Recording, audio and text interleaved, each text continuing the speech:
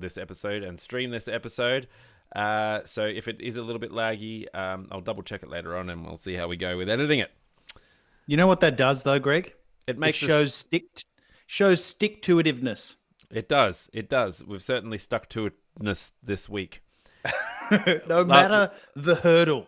Last week, matter the hurdle, Greg. Last week I left all of my recording equipment at my workplace, but we still managed to pull it off. And this week I've left my laptop at my workplace. So anyway, we'll get through it. We are apparently live. We're live in HD.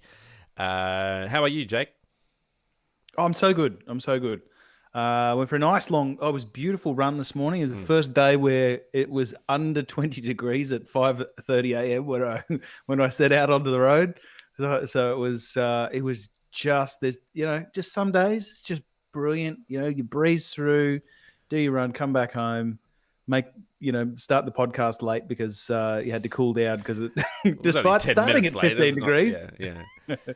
Despite starting at 15 degrees, I think when I got home, it was already 25. And look, it was nowhere near as late as last week when we recorded at 7 p.m. at night. But that's all right. We are committed.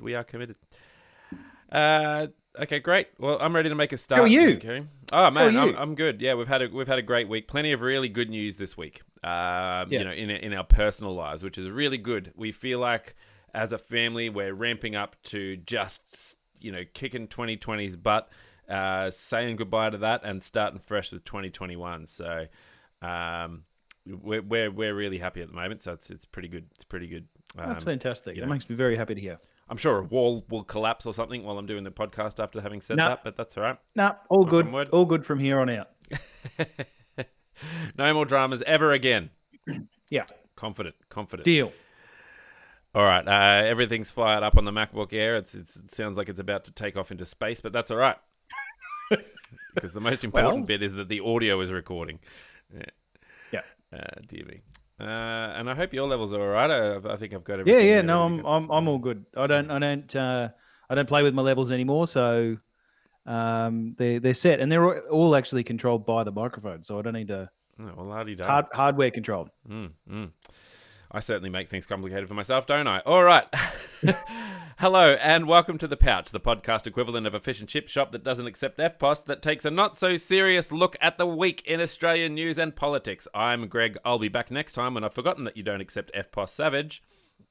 And I'm Jake. Gregg, I've sent you my list of 14 grievances against you, Farr-Wharton. On today's episode, we talk Japanese revelations, Australian SAS alleged war crimes, robo-debt, refunds, and so very much more. I'm super pumped, Jake, and while we're as snug as a bug in this proverbial rug, I want to know, what are your 14 grievances about running a podcast?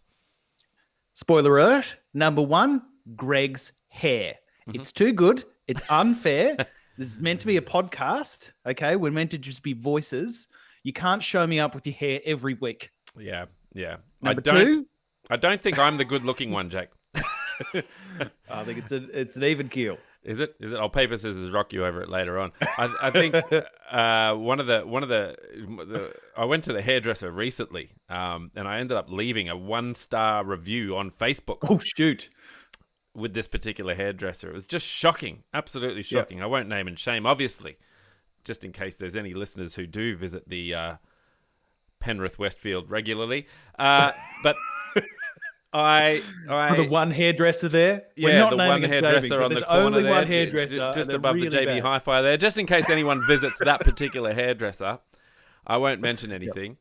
But to tell you the truth, it was just terrible. I literally, I lack confidence when I go into the hairdresser about what I want, right? And they always ask me what I want, and I'm like, I don't know, just make me look cool, right? Do something to make me look cool. And the problem is that this time I went in and I was so confident because I'm trying to grow it up the top. I really wanted to grow it up the top. And I was like, don't touch the top. Like, if you need to take a little bit off, that's totally fine, but don't touch the top. And I don't think the person who cut my hair, how do I put this? He didn't understand the nuances maybe of what I was suggesting when I said, don't touch the top of my hair. Yeah. And he just went straight in and just chopped the whole thing off. So I was just frustrated. I was so it was like the first thing he did was start just slicing off inches off the top, and I was just like, I'm out, totally done. Yep. There's nothing you can do. You can't come back. You got to let them finish it. But it's my fault. Yeah. Oh, look, that's not your fault. That's for straying from my usual hairdresser. Oh yes. So, Yeah. But I won't mention any. I too have grown a pandemic pompadour. I've just cut it for the first time because it's too hot for summer. But yeah, I get it. There's always frustrations around hairdressers. There's always frustrations, and then you've got the terrible part of the conversation. All right, we've got a lot to get through, Jake, so let's get started. The very first thing I need to do is mention our new Patreon subscriber, whose name is Alex Sen. He went for the $5 a month one, so thank you so much for that, Alex. Thanks, Alex. Yeah, what a legend. What an absolute pouch trooper. He's joined the Pouch Nation, which is wonderful. Gets access to exclusive longer editions of the podcast, which is just a dream, isn't it? And he also gets particularly when you forget your laptop to edit the full thing. Yeah, absolutely. Yeah. It's actually ideal for me. Yeah. He gets access to those and also gets a sticker sent to him as well. We shipped off a couple of merch packs this week to our Patreon subscribers, so it's just awesome fun. A really good time at the post office doing that. And we also received, so I've also done a Facebook post and an Instagram post for Alex as well. So if you want to join Alex in joining the Patreon, you can do so by heading to the Patreon, patreon.com/thepouchthepodcast. Choose from your options there. It's a wealth of options, and it really does help the show. It certainly helps Jake get in there and get those good haircuts done. Join the Pouch Nation. I love that idea, the Pouch Nation. That's fantastic. Well, that was your idea, Jake. So you like it? Yeah. I got it written down on like episode 13 or something. Pouch Nation. We received some correspondence from Japan this week, Jake. Now, it's not just got to do with Scott Morrison. Through the official channels that came through the consulate? Absolutely. Came through the consulate, good to know. Which is thepouchthepodcast@gmail.com. I think this is from Kane. He comes from Japan. He sent us this message via Facebook. So he's obviously, knows how to use social media. Very savvy, very savvy. He says he always enjoys the Pouch the Podcast. I like the fact he called it the Pouch the Podcast. I always enjoy the Pouch the Podcast. I would like you guys to pick up the thing the Australian Prime Minister Scott Morrison visited Japan despite the pandemic. And we're certainly going to get to that.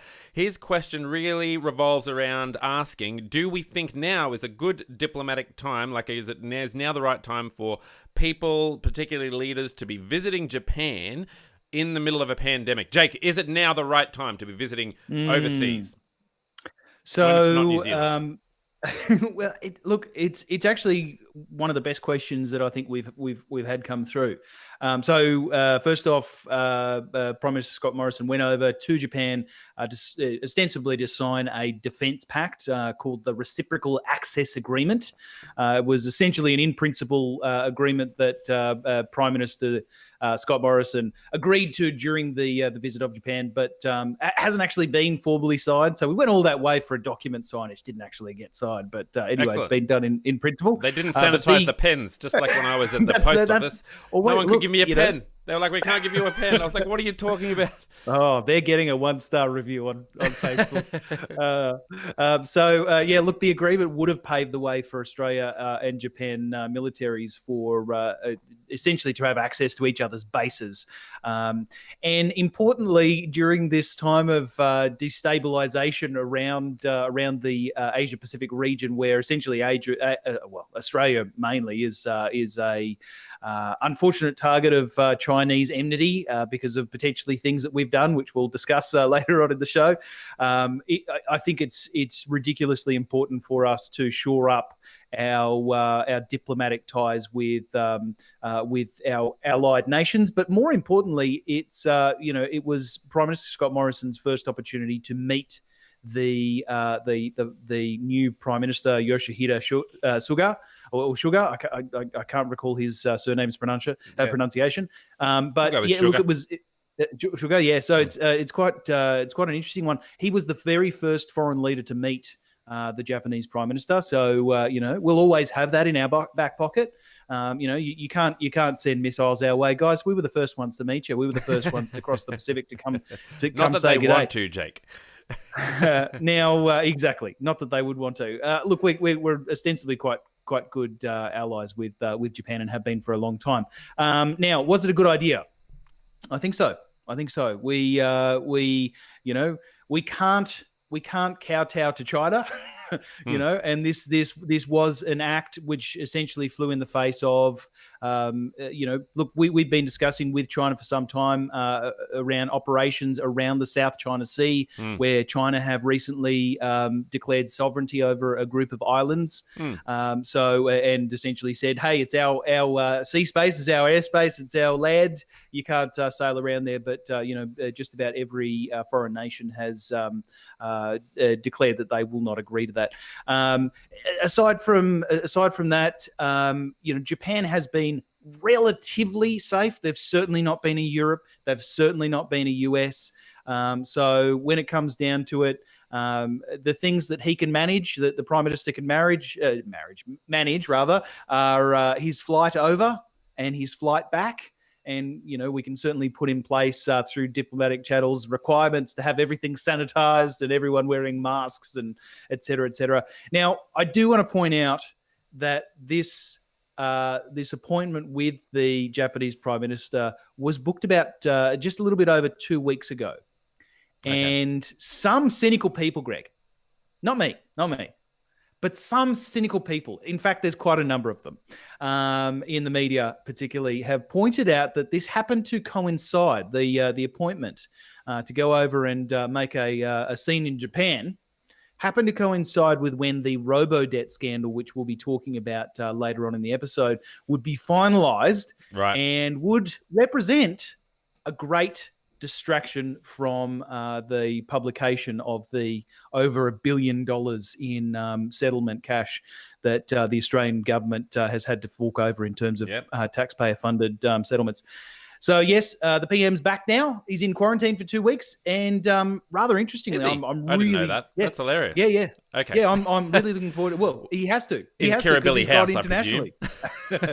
Well, Kirribilli, or I don't think they wouldn't be putting him up at the Hilton or whatever it was. It's actually quite possible that... Well, I don't know. That'd be so funny. Most likely if he was just Skyping out of a hotel room for 2 weeks. Well, yeah, I know. Access to mold and rats and things, whatever else they had. Yeah, all the other things that are there. Yeah. But yeah, what I'm most interested in, Greg, sorry, before you talk, he's going to be attending Question Time this week via video conference, which has ostensibly never happened before. That'd be amazing, wouldn't it, if it was just on a massive projector? They just roll down this projector and he's just there in the middle of, overshadows the Speaker of the House as the center point of the chamber, and just goes nuts. He's someone that loves to control the conversation, whether it's in person, in terms of journalism and interviews, etc., or whether it's in Parliament. So that premise of standing there and trying to rant over the top of other people who, essentially the second that they talk, they have the microphone and they'll drown you out. Anyway, it's just gonna be really interesting to watch. It is going to be interesting to watch. So let's hope he's got NBN there in Kirribilli House. I presume that's where he is, or he might actually be. I don't know where he'll be. Anyway, I think on the flip side of that, there were some stories this week about Scott Morrison's visit to Japan. Just to give a contrary view to all of that, I came up with the catchphrase, Jake, we're all in this together. Some of us are just more in this together than others. How good is that? I love it. Yep. Yeah, it's a good one, isn't it? The fact that there's 35,000 Aussies still stranded overseas and that Scott Morrison is just flying around willy-nilly was the draw there, and that there's why can he go over to Japan and just come straight back when there's still so many people stranded overseas. People have been dealing with cancelled flight after cancelled flight after cancelled flight, especially coming from Japan. So, it's pretty tricky. There's a lot of families that have been broken up for months because of the restrictions placed on, I suppose just the limits that we've got here for quarantine. So it's they felt like it was rubbing into the face a little bit there, just the fact that he could fly in and out of Japan and go overseas and do what he needed to do and come home. But there's still families who have been broken up for months, people who haven't seen their sons. There's all sorts of stories floating around this week about that sort of stuff. So a bit of a contrary view there. Yeah, no, look, it's a reasonable counterpoint to make. I would also say, though, that especially in the days of these iPads, Jake. I mean, if the fact is that he's going over there to sign things, in the days of Zoom and the days of iPads where you can just insert your signature, you don't even have to sign the damn thing. You just insert your signature, ship it off in a PDF, and away you go. The US president has the ability to. I wish I could remember the name of it, but there is a contraption set up. Yes, the nuclear football, as they call it. No, there is a contraption that will, essentially the president can sign it, and mechanically on the other end. So he's holding a pen that's attached to a mechanical device that somewhere else, like in the Oval Office, for example, in the White House, is attached a robotic version of that is remotely controlled by his version. And as he is doing the signing, the mechanical contraption on the other end is mimicking the exact same thing that he's doing. And that is a real thing that the US has set up. I don't know. Yeah, look, the counterpoint to the counterpoint to what you said, Greg, around yes, use an it's iPad. Unfortunate. Yeah, you absolutely could. Yeah, PDF it, drop your signature in there. It's official. Anyway, look, the other thing to recognise is though that at the very beginning of the pandemic, there was about a month of leeway that the Prime Minister set, and he said, "Now is your time to come home. This is the opportunity. If you're going to come home, this is not going to be a quick pandemic. Now is the time to come home." I think some of them couldn't get home. I think some of them tried, and they've just dealt with cancelled flight after cancelled flight. Yeah, I don't know people's individual circumstances, but I think it's also reasonable to say, there was a window extended when the runway was open, and it's now boarded shut. Yeah. All right. Well, all right. Speaking of moving on quickly to try and keep this as short as possible, Jack. We definitely did that. I don't know what I did there. I just made the pouch logo very small. Gosh, all this weird technology. It's all moving around. Can you put it on my forehead? I think that'd be great. Is that possible? It is possible. I just worry you're going to sneeze and we're going to get another viral YouTube video out of it. The pouch logo on your head. We're up to about 4,000 views on the sneeze video, by the way. Now, and sneezing is still the number one reason people come and visit our YouTube page. Yeah. Jake, some serious news this week. Which came out. So we're now talking about the Australian Defence Force. There was something along the lines of 23 incidences which were recorded as not being lawful killings of individuals. Tell us a little bit about this, Jake. I don't want to say anything because it's such a sensitive issue and it's such a big issue. So tell me the facts. Give me the facts straight. Don't hold back. Unfortunately, hold for back our a little bit, actually. Yeah. Unfortunately for the premise of a quick podcast, there are a lot of facts in this one. A lot was redacted. Give me the top 4 the media facts. Didn't see.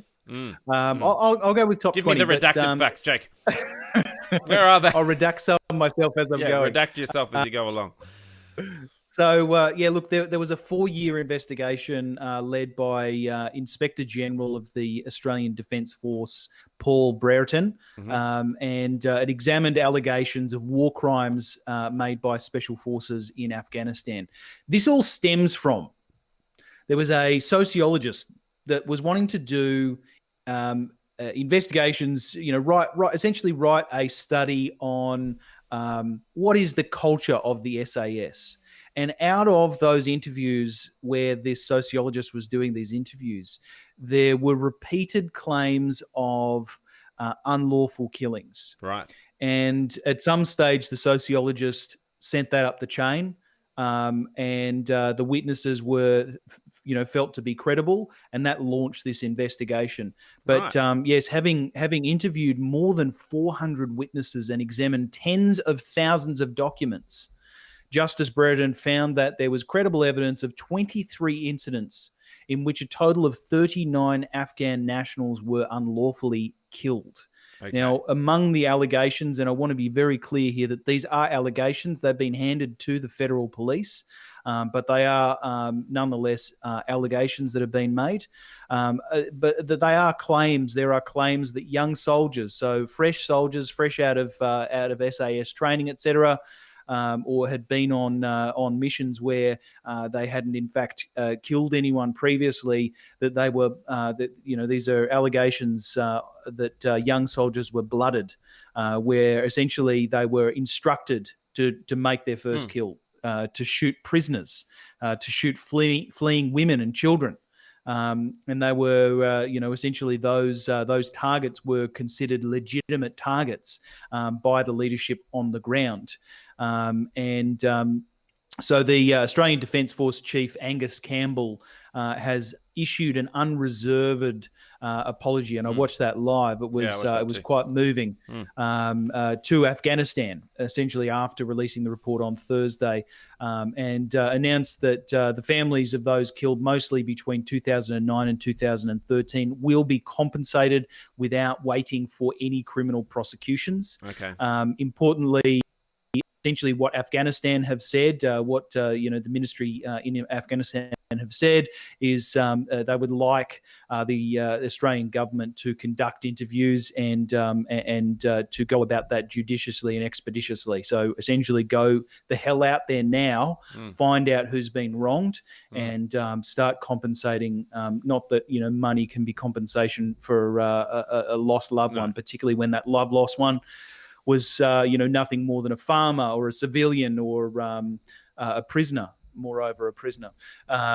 Essentially, the SAS are given, as any other soldier is given, rules of engagement, and these have, it seems, been alleged to have been breached in this case. So, yes, Justice Brereton identified 25 current or former Australian Defence Force personnel accused of perpetuating one or more war crimes. 19 current or former soldiers will face possible prosecution and the stripping of their medals after the findings of an exhaustive defence inquiry exposed this culture. So, look, it's absolutely massive. Now, interestingly, I've got a bit of information here on what constitutes a war crime. Yep. It's outlined in Section 268 of the Commonwealth Criminal Code. It includes offences such as willful killing, torture, inhumane treatment, willfully causing suffering, attacking civilians, and mutilation. And the punishment for such offences range from 17 years in jail to imprisonment for life. Look, it's such a fraught story. It's absolutely massive. We're really only hearing the beginning of it. I think the Prime Minister has handled it as best as he possibly could. He warned the Australian public very early on. I think it was actually late last week, essentially said, there's a report coming out. It's not good news. It is extraordinarily bad, and it diminishes every one of us because these soldiers are representing us. Essentially, soldiers in any military should be thought of as an arm of politics. They are out there conducting what has not been able to be solved diplomatically. I'm not too savvy with the different levels of the army. The SAS is this exclusively just the SAS? So all of the claims against this, all of the claims related to this inquiry, relate to the Special Air Service or the SAS. Right. Okay. So, so these aren't what are they trained specifically for? So they are the elite regiment. They are and have been for I think it's at least 40 or 50 years. They have been the elite. Essentially they're like SEAL Team 6. These are the guys who train and train. They go for jogs with like 40 kilo weights in their back and all sorts of for 15 days they'll run through the desert and things like that. Yeah. They're those people. They're the ones that do reconnaissance. They're the ones that carry out the very tough missions, often under fire. These are the elite of the elite of the elite of Australia's troops, and by all accounts, they are respected the world over. Now, interestingly, the Special Air Service, the SAS Regiment's 2nd Squadron, will be disbanded following the damning findings of this warrior hero culture that contributed to the criminal conduct and unlawful alleged killings.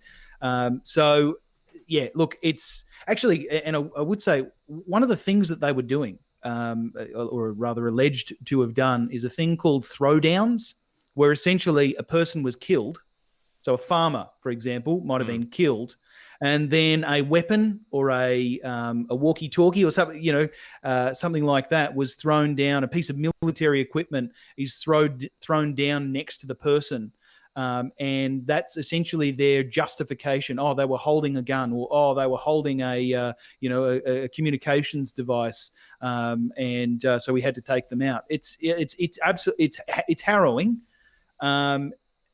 if it's true, and I really hope that the Afghan people forgive us for this. Yeah, well, hopefully they can see that a process is being followed, and if any of these accusations end up being true, that there are significant consequences for that to occur. Which, I mean, gosh, it's going to war in itself is one of the most horrific things that can happen. It's, I suppose, disappointing, but maybe not surprising that there's a culture of that sort of mentality occurring, but at the same time, there needs to be consequences for those acts of war as well. That's absolutely atrocious accusations, as you say, Jake. Some stories. One thing we can't say about. We can't keep it light sometimes, can we, Jake? It's not easy. No, that's very true. One thing I would point out is, and this to me was quite interesting. A lot of the senior leadership within the regiments were ostensibly kept out of the loop of this culture, of these issues, and it seems to have been the leadership on the ground that both carried it out and orchestrated a plot to essentially keep that information out of the upper or senior leadership. Yeah, well, there's definitely some sort of cover up there, isn't there? If these accusations turn out to be true, I mean, people can't just go around doing this sort of stuff and have no one know about it. So, yeah. All right. Well, thanks for that, Jake. Thanks for. It's not the most happiest of stories, but still, nonetheless, part of our culture, part of our history, part of what's happening in Australia at the moment. Speaking of what's happening in Australia at the moment, Jake, we have some people are getting their funds back from this Robo Credit situation. Now, this is an ongoing scandal, Jake. An ongoing scandal about Robo-Debt, about the fact that people had, the robot had picked up on the fact that people had debts to pay back to Centrelink. They sent those debts out, and some of those debts were wrong. The onus was on the individual to prove that they didn't have that debt, and then the onus was on them to pay it back if they had to pay it back as well. Yes. There was a lot of backlash about this one, wasn't there? There was a lot of backlash. There was so much backlash that there ended up being a court case. Well, they ended up scrapping it, and then there was a court case. Yeah, good. Absolutely. I mean, you hit the nail on the head. The great issue with this program was not that there were algorithms used to identify debtors. That's fine. This happens all the time in banks. With credit agencies, with all sorts of different companies all around the world.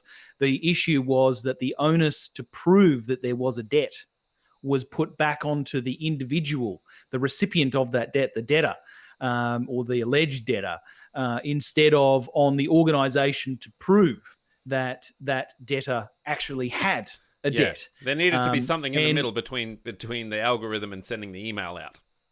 Correct. And that's what there always used to be. There always used to be humans that would review the debt, that would try to understand and interpret what the computer was showing them. It's revolutionary. And they removed that. Exactly. They removed that.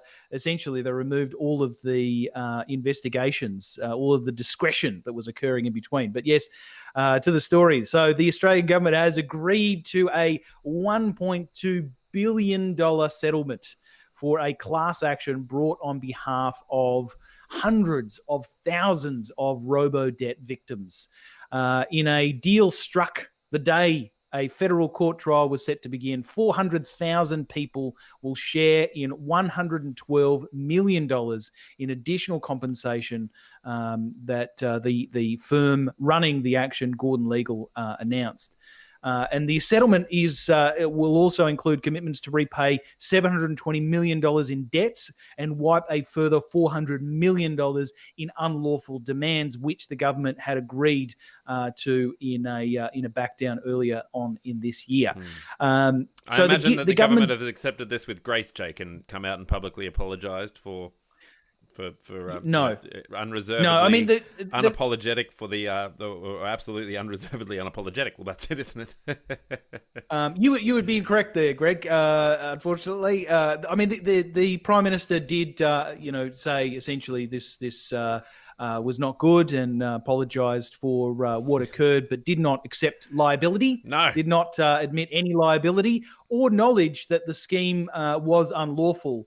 Anyway, but yes, the minister overseeing the scandal, our old pal Stuart Robert, we've discussed him a couple of times in the last little while, a bit scandal prone, but he claimed that he stood in and he stopped it when he saw the issues. Greg, he quote stood in and stopped it. He did, of course.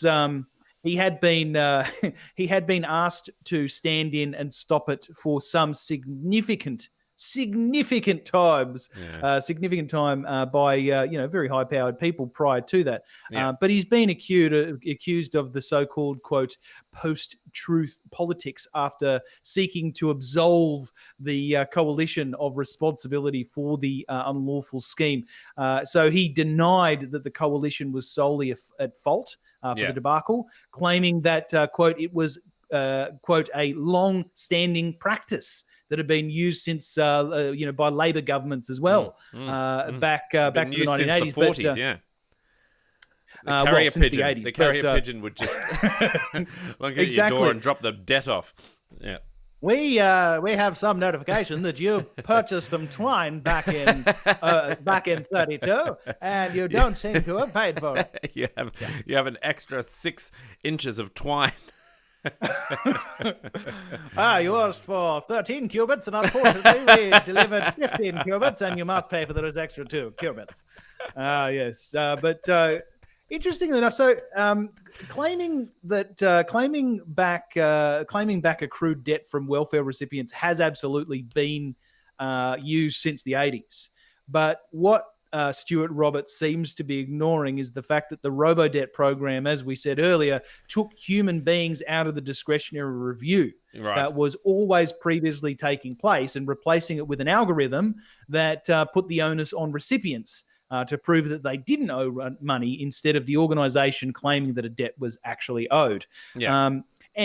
Further to this, while Robert was claiming that he intervened and stopped the program, the evidence shows that back in July 2019, he actually had plans, or rather the department had plans to expand the program to add Medicare as one of the sources of debts. Of course, the whole program was scrapped a couple of months later. So he also this week claimed that no suicide. He said essentially no suicides occurred as a result of the robo-debt. Well, how true is that? Because that's what I've heard. Is he suggesting that's a bit of an urban myth, or that there was some people who did commit suicide who happened to have the debt? What was he suggesting there? So he refused to provide any further clarification, but he said essentially no deaths occurred as a result of this. Invariably, it is a claim one way or the other. But when you see someone in severe financial hardship that's just been lumped with a massive debt that they didn't actually owe and had no real ability to seek recourse, you can understand how that level of stress might put somebody who is already extraordinarily stressed over the edge. Well, also the fact that that should have been part of the pre-planning process as well. I mean, you're literally sending debts to the most vulnerable people in Australia who are already going to have one of the highest suicide rates in the country, and you're putting more pressure on them. With sending out these debts in the first place. I think not only, Jake, was the human element removed from the algorithm, the humane element was removed from the entire system. Oh, look, couldn't have put it better. If I spent 10 hours writing a line. I mean, again, we're all in this together. Some of us are just more in this together than others. Yeah. All right. We should have that as the byline under Pouch Nation. Oh, absolutely. Pouch Nation. We're all in this together. Just some of us are more. I'll do up a T-shirt. I'll do up a limited edition Christmas T-shirt. I love that. That is. Someone won, Jake, the cup. What is it? Mug or sticker? Fantastic! Yeah. So I had to send one of those out as well. I think it might have been Kane who said, "Can I have a cup or sticker?" And Kane. I said, "Absolutely, you can have a mug." We are waiting on a shipment of some more mugs, so if you do want to grab yourself a mug, just send me an email at this stage. All right, just exactly like Kane did from Japan. He is in Tasmania at the moment, but yes, he will be getting a mug just because he sent me an email, which is nice. Now, Jake, the vaccination is huge news. One of the reasons that we do this podcast is to keep our feet firmly on the ground with politics here in Australia, because it is so tough, and it's really tough at the moment, isn't it? Checking the news feed. The first thing I do is check US politics, and then I jump into a little bit of Australian politics. And the vaccination is huge over in the States. That's basically their saving grace at the moment. That's the one thing that they've got to look forward to, in amongst all of the over 250,000 deaths that they now have. Here in Australia, it's a little more calm. We've had 0 cases in Victoria for over, well over 2 weeks now. I think they're getting into the third week. We've had almost 21 days. Yeah, 21 days. Yeah, we've had well over 3 weeks here in New South Wales with 0 community transmission. I don't even check anymore. I remember checking every single minute of every single day how many cases different places had. South Australia obviously had their scare this week with the 20 cases, and then the lockdown, and then the lockdown now. Yeah. Well done, South Australia. You nailed it. Goodness me. You managed to achieve in 3 days what took Victoria, months. Well done. Yeah, months, yeah. However, we still have a vaccination here, and we still have this question that is a little more evolved than some of the questions that they're asking themselves in the United States. But here we're asking ourselves whether or not people will actually accept the vaccination. So talk me through what is happening in people's minds, Jake. What's the lay of the land? Well, and so do koalas get it first? Well, we all hope so. They really need it. Yeah. One of the carriers of bushfires now. This. So there's been 2 surveys in the last couple of months around whether Australians will vaccinate once a vaccination becomes available to the greater Australian public. The first one, Australian National University, shows that close to 3 in 5 people would get a coronavirus vaccine. 6% say that they definitely won't, and another 7 said that they probably won't. Now, Jake, this is your forte, right? So tell us a little bit what we need about. Okay, because in my head I think, well, maybe 6% doesn't really matter. What's the percentage that we kind of need? What's the critical mass here to get some sort of herd mentality going, or some sort of progress going with eradicating the coronavirus altogether? Because obviously not everyone is going to get vaccinated, so there's got to be some sort of mass around the critical mass, yeah? So you're absolutely right. I am absolutely right. What is referred to as herd the critical immunity? Mass, but I much prefer community immunity. Oh, no, I prefer community immunity because it sounds so much cooler. I'll write it down. It just rolls off the tongue. It sits. Look, it really depends on the virus or disease or whatever whatever we're well, it's trying to combat. Coronavirus. Well, in we're this very case, clear about that. At this time, we don't know what percentage will bring us so-called community immunity, and really, and we don't know. How we don't long. know the maths. Well, Anthony we Fauci, can say Norman Swan. They don't know. We could say that based on other similar coronaviruses, which coronaviruses. I mean, the fact is, we've never had a vaccine for a coronavirus. Never. Right. It's just never happened. Okay. So we can base it on things like the flu, which we can say 92 to 95% community immunity based on vaccinations. Wait, so we need 95% of the community to be vaccinated for it to be effective. To achieve that premise of community immunity, where essentially there is no opportunity for the vaccine to. Do you know what the percentages of people who do get? Do you know what the percentages of people who do get vaccinated for the flu? So flu is a bad example, but something super transmissible like measles. Yeah. Is I think it depends on your region. In most of Queensland, in most of non-regional Queensland, I'll qualify. It's around the 80% mark. Right. Okay. In places like the Northern Rivers, in Bondi and northern New South Wales. Bondi. Sorry, I meant Byron. Byron, Yeah. That's much lower. That's I think under 50% are vaccinated there.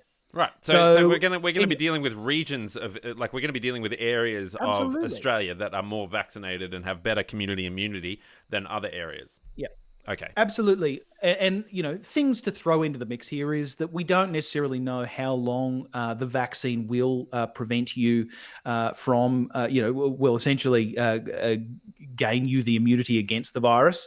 So there are things. But, some of the vaccines have been shown, you probably saw in the news this week, I think it was the Pfizer vaccine was roughly 90%. 95%, Provided, 90-odd% effectiveness, which essentially means that out of 90 people out of 100 that had the vaccine and had been exposed to the coronavirus we're all good.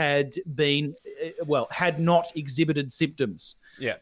Doesn't necessarily mean that they didn't get the virus. Yeah. It just means that they didn't show symptoms of it. Yeah. So look, there's lots of nuance when it comes to these. A lot of the vaccines that are being developed, particularly the early, these quick ones that have been rolled out, are the so-called mRNA ones, which essentially they're snippets of the virus. I'm already a member of the virus. mRNA. Oh yes, so am I. Yes, NRMA. First they look after my car, now they look after my health. It's great. But there's a lot of nuance here. I mean, the major thing that this will give you as somebody who receives the vaccine, exactly, you will gain laser vision immediately. Yes. I love that idea. Hopefully, it doesn't turn out like that. Like X-Men. What was the like you got to wear the glasses I don't know. all the time. That'd be great. Yeah, I wouldn't mind wearing a couple of. I think as soon as he lifts really up nice pairs of Ray-Ban. Exactly. I don't mind that. But look, I think the net positive here is that it will allow those who get it to be around their family who are unable to be vaccinated. Yeah, particularly those older generations and things like that. Yeah. Oh, it's not just that. Like my wife is immune compromised, so so she can't.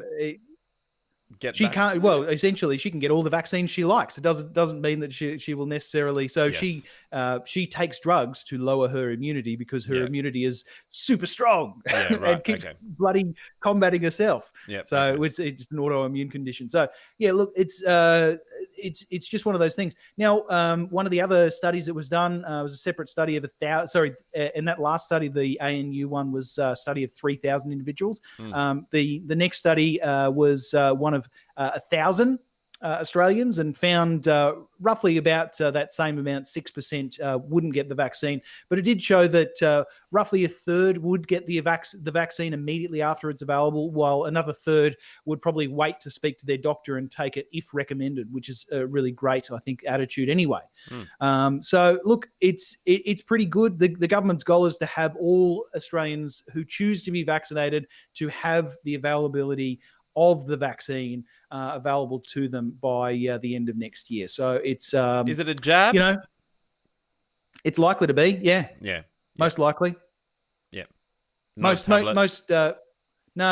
well, the very, very few vaccines are tablets. I don't think any are. I think polio vaccine is a little, you passed. It's a little thing under the tongue, little piece of fluid under the tongue. That's not polio vaccine, Jake. No. Certainly helps you think you're immune, though. Yeah. All right. Well, that's very, very exciting. I will wait with bated breath. Yes, we shall around all. That one. We shall all do so. Now, Jake, we're going to skip story 4. I'm down with that. Just having a look at the time there. So we're going to skip story 4, and I'm not even going to tell our listeners what that was, so that they can't go, I can't believe you didn't talk about that. Anyway. Yeah. They might actually. They might do that. They might still email us. That's fine. thepouchthepodcast@gmail.com. I can't believe you didn't talk about this thing, this revelation this week. That's right. All right. A list of everything that's wrong with Australia. Okay, so we got under China's skin this week. Plaid shirts. What? Plaid shirts. Plaid shirts are definitely out, Jake. Don't do it. Don't do it. People mowing the lawn in tradie singlets. It's not cool. It's not sun safe, Jake. There's no such thing as a safe tan. You know? Yeah. You've got to be sun smart these days. You wear your singlet with your Bunnings hat. Yeah. which is definitly And approved your by the hard yakka shirt. the Cancer Council of Australia, with its numerous holes. I think it's actually less hat than hat, the Bunnings hat. All right, now More straw than hat. yeah, there's definitely more straw than hat. I think the Cancer Council actually recommends you just don't wear it. It's safer to not wear the Bunnings hat. Yeah. Now, we got under the skin of China this week by going ahead with a few things and visiting Japan in particular. We did a whole set of trade deals, which was wonderful. Are China part of that trade deal as well? This big one that happened this week? No. The 15 nations, 1/3 of global output, 30%. Oh, anyway. yes. Sorry, China is part of that. Okay, yes. so they're part of that. The US definitely not doesn't part of that. necessarily mean. I mean, essentially, it doesn't necessarily. They did it begrudgingly. It doesn't necessarily mean that. Well, it doesn't necessarily mean that they will accept trade from Australia. No. Okay. Good. Doesn't mean that they won't. It just it's good. You know, it's a nice big trade deal. Means countries can trade. Without certain tariffs, etc. But invariably, you still have to do the deal. You still have to send the thing on a boat and accept it on the other side. But one thing we're having some relationship troubles with China at the moment, and one of the things that you are definitely meant to do when you are having relationship troubles, Jake, and this is our other podcast, isn't it? The other podcast, which is the couch. The couch. That's right. The couch. the couch where we sit and talk about relationship issues with our listeners. So I don't want to go into too much of this because I don't want to tread, into that territory too much. You can check out thecouch.com. The couch, the podcast.com. It's probably a real thing. Just throwing it out there. Anyway, they got a few listeners. They got a bump in listenership this week. Okay, but one of the things that we talk about on that show, Jake, is that you need to communicate. You need to lay it all bare when you are having relationship issues. It's certainly one of the things that will help you get over that relationship's concerns very quickly. And that's what China's done this week, Jake. So we can't begrudge them for at least trying to communicate with us. Now, we're not at a stage where we're going on dates. We're not at a stage where we're planning our lives. Every Thursday night we're going to do some romantic gestures with each other. We're just sort of laying bare our issues at the moment, and China's done that. They've handed it to, as we should all do. They've handed it to Nine News, and for a public airing of their grievances with Australia. So talk me through some of the highlights of the 14 grievances that China has with Australia. Well, chief among them is that a couple of years ago we banned Huawei from the rollout of the 5G of the 5G infrastructure over unfounded national security concerns. That was Malcolm Turnbull's move. Unfounded? Well, the premise is. So the premise of unfounded being that was something put forward by China, that it was unfounded. So Huawei is an independent company on the face of it. Right. But there is also part of the Chinese constitution that requires companies that have their base in China to conform to requirements of the Chinese government. So there's no such thing as a private company in China. Well, yeah, exactly. I mean, yes, exactly. That's fair enough. That's fair enough. That's the premise that they're putting forward. Now, that doesn't bother me at all, Jake, because I've got 5G. I don't know how we've managed to do it, but I've got 5G here in the Blue Mountains. And it's quite funny because everywhere from when I go to the village here in Springwood, I get 5G. I get home, I don't get 5G. My entire drive to work is 5G. I get to my office at work, no 5G. So everywhere I function, no 5G. But the drive around and the trips to town, very, very good internet. So that doesn't bother me at all. Telstra's doing a wonderful job there, so they can get stuffed on Huawei. That's my first one. What's next? Well, there's also the foreign interference laws that have been put in place. That they were viewed as viewed as targeting China, and in the absence of any evidence, of course, they do own the port of Darwin. They've leased it for 99 years. Yeah. Yeah. Okay. And Darwin, of course, is quite close to the US base that we have, the US air base that we have in Darwin. Also, it's all very wonky. It's all very wonky. All right. Anyway, there's and of course we also had the Belt and Road Initiative earlier on in the year, which was build as a great way for China to invest in opportunities for foreign investment, and occasions where the local government and the foreign and China would essentially be able to collaborate on local projects that would forever bring them together. And I personally think the Belt and Road Initiative was a really great opportunity that we potentially let by. But anyway, they were going to build my deck, Jake. Yeah, we couldn't get a tradie in for the life of us. Ring China, boom, they had one out here in minutes. Yeah, so it was like they were listening to my exactly phone calls right. or something. It was a missed opportunity, as I said. So yes, there was also the calls for. Obviously, we've discussed this a number of times on the podcast. The calls for the inquiries into the origins of the coronavirus. Yep. And it went from firstly siding with the US and became an anti-China campaign, I would suggest, and many commentators would suggest, considering the enmity, the vitriol that was espoused by certain members of the Liberal Party backbench in terms of asking for that thing. There was also the speaking out. We discussed this earlier on in the episode, speaking out about the South China Sea. Yes. That it potentially doesn't exist. Doesn't exist. Right. No. It's China's. No. Maybe We're it's just not. making up lies, Jake. Our government's just making up lies. Exactly. Yeah. Exactly. There's the speaking out about human rights allegations in Xinjiang.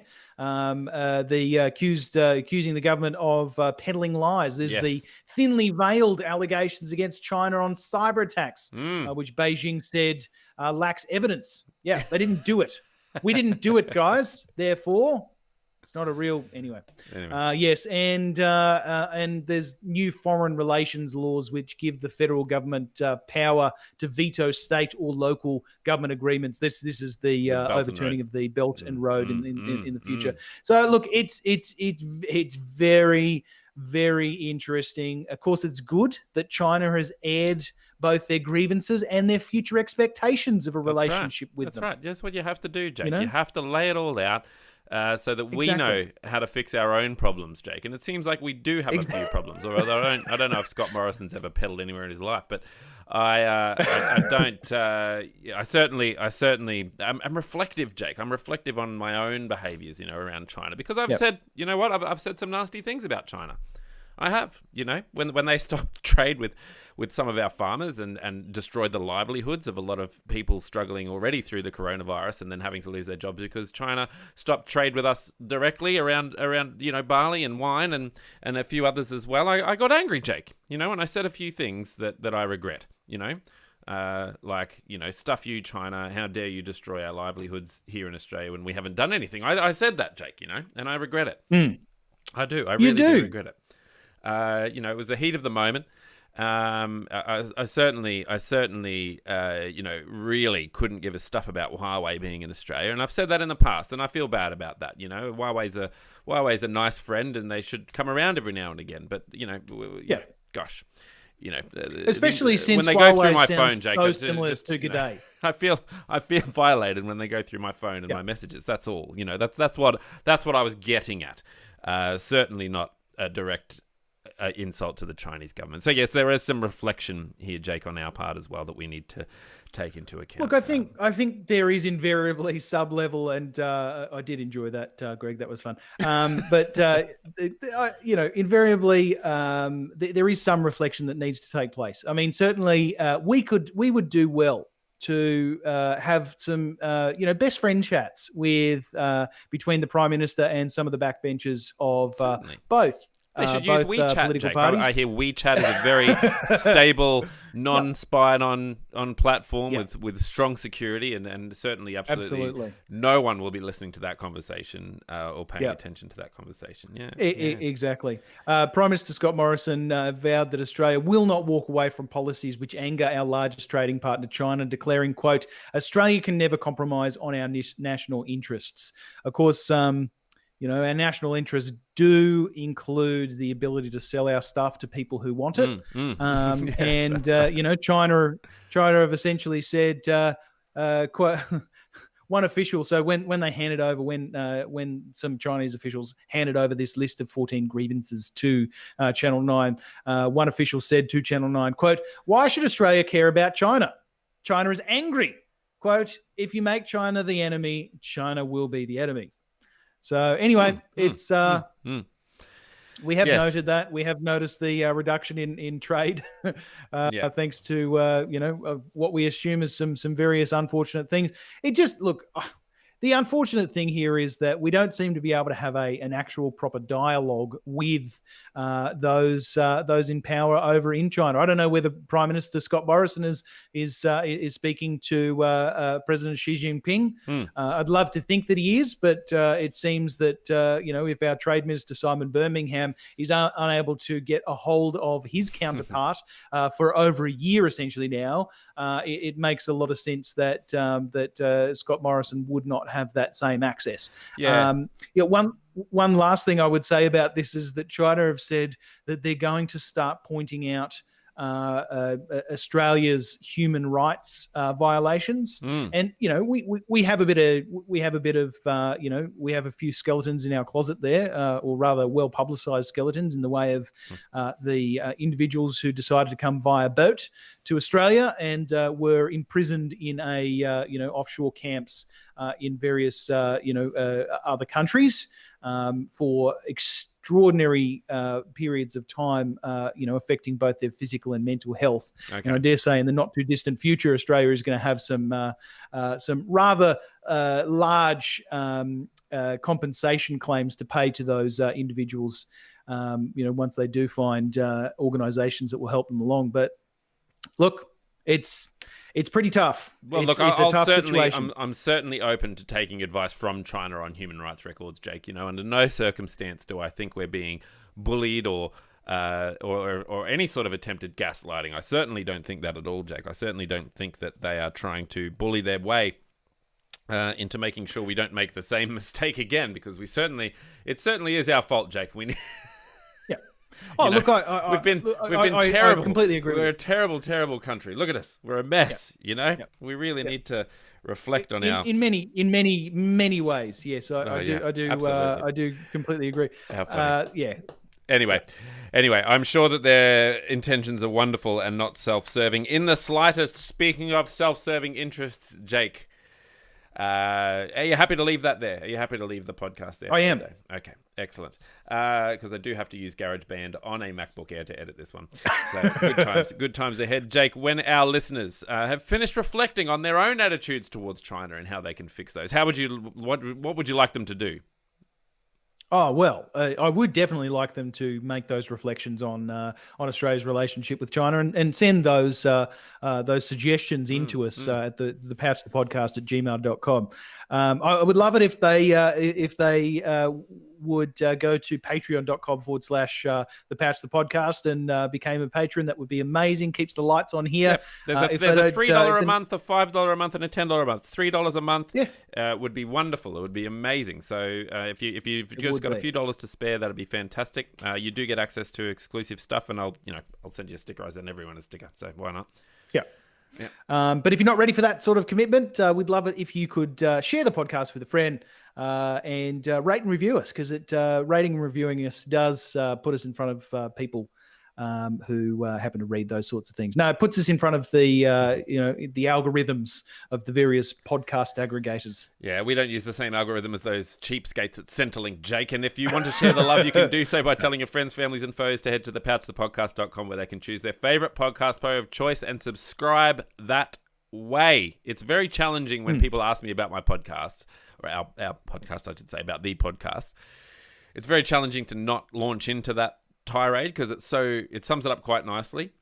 Yeah. So when they say, well, where can I find your podcast? I sort of have to take a step back and go, all right, I'm not going to just launch into, well, if you want to share the love, you can do so by heading to thepouchthepodcast.com, where you can choose your favorite podcast player of choice and subscribe that way. But anyway, a few people have asked about it, which is wonderful. I did have a man at the pool recognize me the other day. He said, I recognize your face. I was like, oh, I don't know if it's because of the pouch. I doubt it. I doubt that we would meet one of our listeners at this stage. But anyway, it was interesting. I got a taste of fame. I'm pretty sure it's because our kids go to the same school. Greg, can I tell you before we do wrap up? I've been actually recognised twice in the last 2 weeks on Saturday mornings at various local markets. They say stealing fruit like Aladdin. No. It's really quite interesting.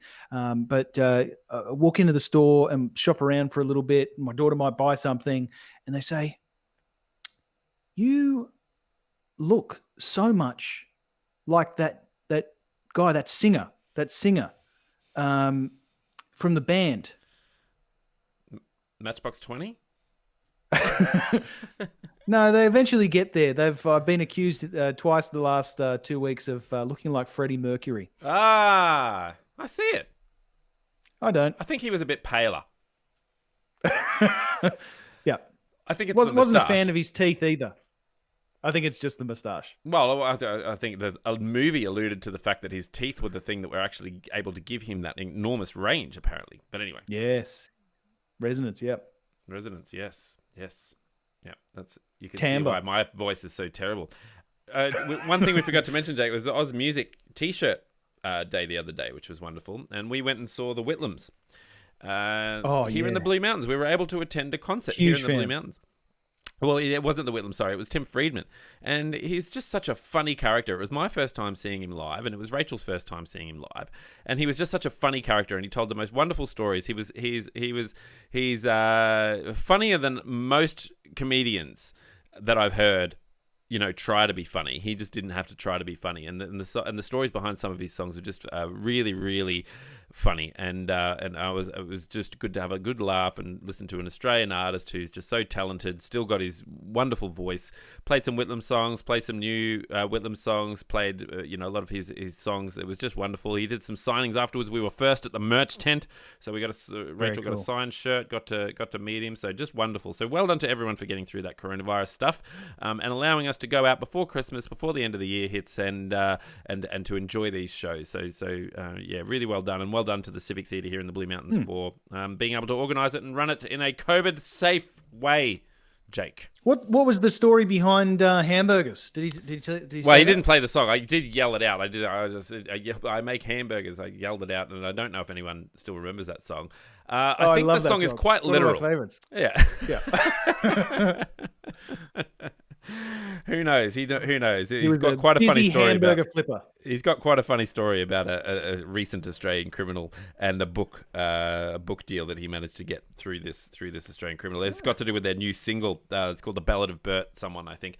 And but anyway, check it out. That single's been released, and there's a very funny story behind it. If you get a chance to check it out. Also, if you want to share the love, you can do so by heading to thepouchpodcast.com, where you can choose your favorite podcast player of choice and subscribe that way. All right. Boom. Peace out, Jake, and I will chat to you again next week. Thank you, listeners. Thanks, everyone.